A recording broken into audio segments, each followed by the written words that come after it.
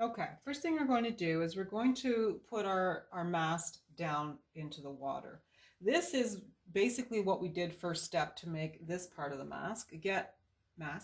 Get very little paint on your brush, like just a shadow of paint. And then we're going to come down below the boat in the same line. And don't worry about connecting the line. In fact, if you leave a little space, that's better.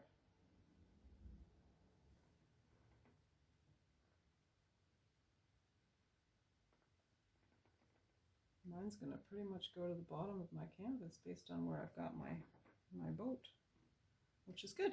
So now clean your brush. That's it. We only do one little line of that.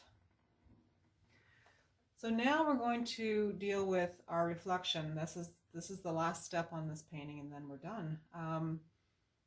We're going to start with white. And I'm not worried that this black line is still a little wet. That's okay. It's actually what you want. So get your brush loaded with your white. You want quite a bit of paint on your brush. Not gobs of it, but when you're flattening your paint, you want a fairly thick amount.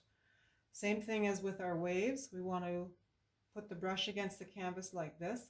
Leave a little space under the boat, just a little one. And you're just kind of going back and forth, and lift your brush every now and then. You don't want a solid mark down here.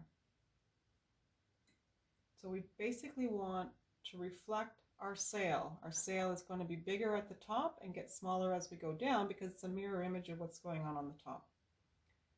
And so and you can keep coming in and out of it. I just flipped my brush around because I was running out of paint. I'm going to go back in and get a little more paint. And we're going to go right to the tip here. There, that looks actually kind of good. It's not supposed to be, it's supposed to be random. Now I'm going to clean my brush because I don't want pink, but I'm going to go right into my darker red.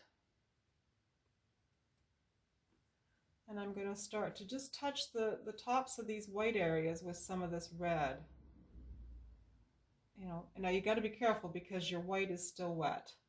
So in fact, you may want to keep cleaning the brush, which I just did. I wiped it on my paper towel. Go back and get a little more red just so you don't end up with too much of a pink tone. And I'm going to leave it at that. I'm going to clean my brush, and then I'm going to go into my orange and my yellow. And I'm going to do the same here. I'm just going to touch the top. Okay, and then I'm going to clean my brush again. And then I'm going to go into my yellow. And the fact that I've still got wet white is good for my yellow. Just a tip of the yellow. Now while I've got my yellow on my brush, I just feel like I want a little more up here. Might even go into some of my white just to make it a little more